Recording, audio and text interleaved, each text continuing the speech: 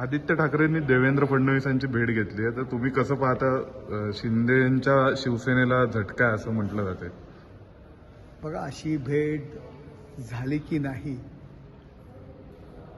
अजूनही देवेंद्रजींनी त्यास दुजोरा दिलेला नाही आहे. पण आपणास माहिती आहे की आत्तापर्यंत हा इतिहास आहे आदित्य ठाकरे उद्धव ठाकरे यांचा. शरद पवारांवरती टीका केली, शरद पवारांना भेटायला गेले. सोनिया गांधींवरती टीका केली, सोनिया गांधींना भेटायला गेले. देवेंद्रजींवरती टीका केली, आता देवेंद्रजींना भेटायला गेले.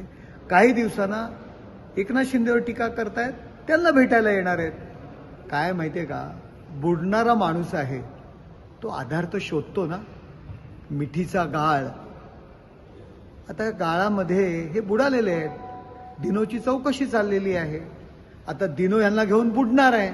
मग आता आधार शोधायला पाहिजे, म्हणून कदाचित देवेंद्रजींना ते भेटायला गेले असतील असं मला वाटतंय. कारण शेवटची धडपड आहे. परंतु हे बुडणारे आहेत.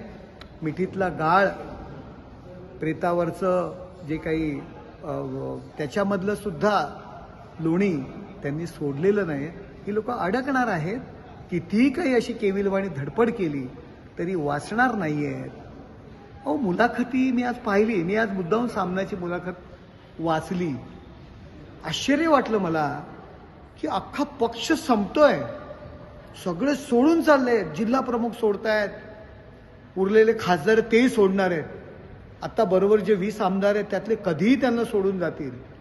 विधान परिषदेचा विरोधी पक्ष नेता निवृत्त होताना त्यांच्या समोर भाषण करतोय, मी परत येईल, पण कोणाकडनं येईल हे आता मी सांगत नाही किंवा मला सांगता येणार नाही.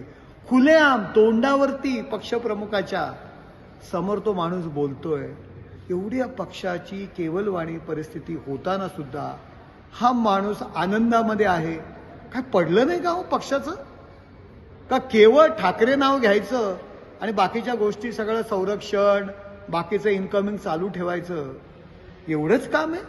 पक्षाबद्दल चिंता नाही यांना?